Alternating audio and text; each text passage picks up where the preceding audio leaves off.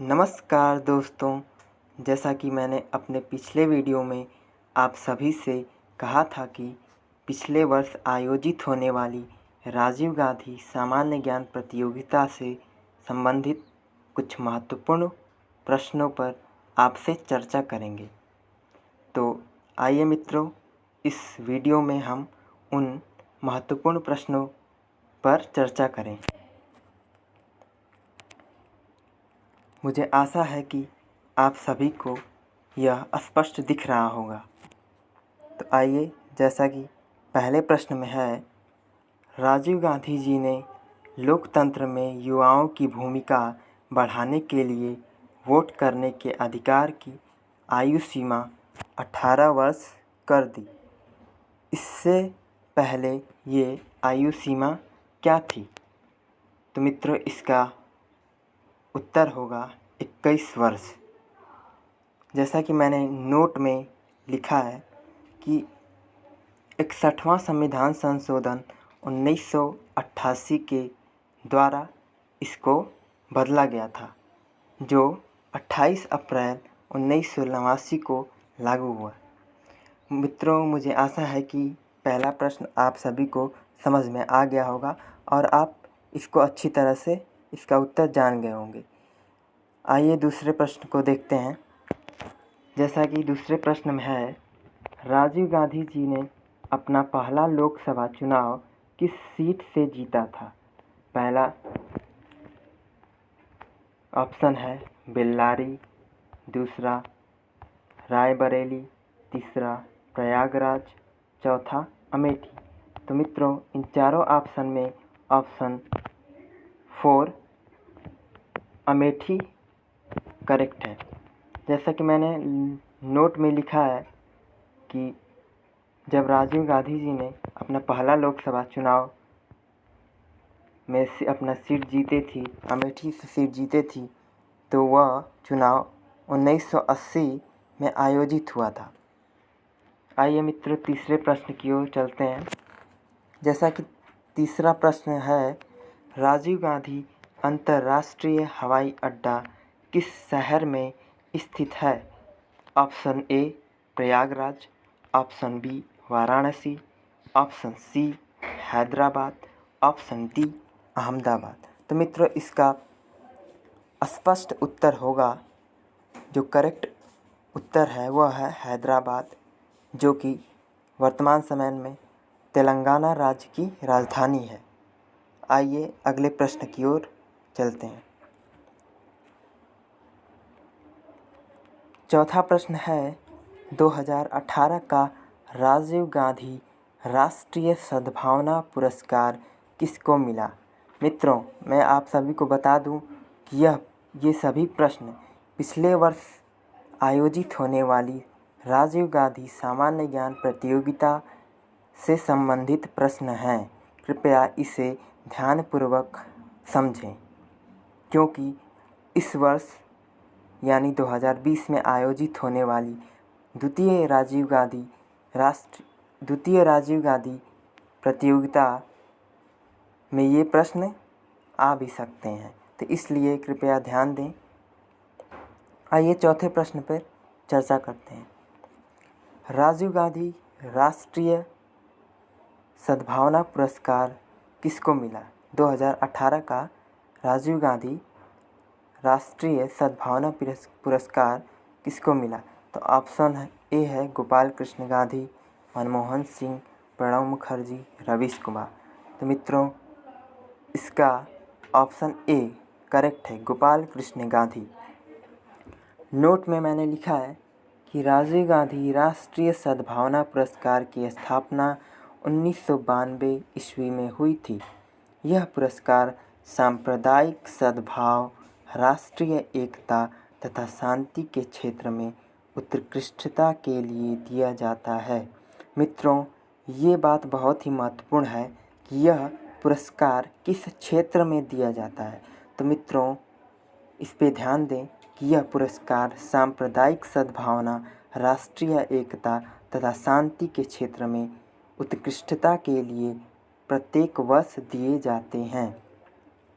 मित्रों, मुझे आशा है कि आप सभी को अच्छी तरह से समझ में आ रहा होगा। आइए अगले प्रश्न पर चर्चा करते हैं। 5वां प्रश्न है, राजीव गांधी जी देश के सबसे युवा प्रधानमंत्री बने थे। प्रधानमंत्री बनने के समय उनकी उम्र क्या थी? तो मित्रों ऑप्शन ए है 39 साल, बी 40 साल, सी 43 साल, डी 44 साल। तो मित्रों इस प्रश्न का उत्तर ऑप्शन बी करेक्ट है। 40 साल की उम्र में प्रधानमंत्री राजीव गांधी हमारे देश के युवा प्रधानमंत्री बने, जो कि उनका कार्यकाल था 1884 से 1889। आइए मित्रों अगले प्रश्न की ओर बढ़ते हैं। अगला प्रश्न है, कांग्रेस ने 1942 में भारत छोड़ो आंदोलन का प्रस्ताव कहाँ पारित किया? तो मित्रों इसका ऑप्शन है वर्धा, मुंबई, दिल्ली और नासिक। तो मित्रों जैसा कि आप देख रहे हैं कि मैंने वर्धा को हाईलाइट किया है, तो आप सही देख रहे हैं कि इस प्रश्न का उत्तर वर्धा होगा। ये प्रश्न बहुत ही महत्वपूर्ण है मित्रों, क्योंकि इस प्रश्न में दो चीज़ें हैं। एक चीज़ ये है कि किस वर्ष भारत छोड़ो आंदोलन को आया था, तो वो है 1942। और किस वर्ष इसका प्रस्ताव कहाँ इसका प्रस्ताव पारित होगा, तो ये है वर्धा में। वर्धा जो कि मुंबई का एक शहर है। आइए मित्रों नेक्स्ट क्वेश्चन पे चर्चा करते हैं। मूकनायक समाचार पत्र कौन निकालता था? ये बहुत ही महत्वपूर्ण प्रश्न है मित्रों। पहला ऑप्शन है ज्योतिबा फुले, महात्मा गांधी, B.R. अम्बेडकर, डी है जवाहरलाल नेहरू। तो मित्रों इस प्रश्न का उत्तर है B.R. अम्बेडकर, यानी भीमराव अम्बेडकर जी ने मूकनायक समाचार पत्र को निकालते थे। नोट में मैंने लिखा है कि मूकनायक समाचार पत्र वर्ष 31 जनवरी 1920 को प्रकाशित हुआ था। मित्रों मैं आशा करता हूँ कि आपको समझ में आ रहे होंगे। अगले प्रश्न पर चर्चा करते हैं। 8वां प्रश्न है, श्री राजीव गांधी जी का प्रधानमंत्रित्व काल क्या था? जैसा कि मैंने आपको पूर्व में ही इस प्रश्न पर चर्चा किया था कि राजीव गांधी का प्रधानमंत्रित्व काल 1984 से 1989 था। तो इस प्रश्न का उत्तर बी जो कि 1984 से 1989 करेक्ट है।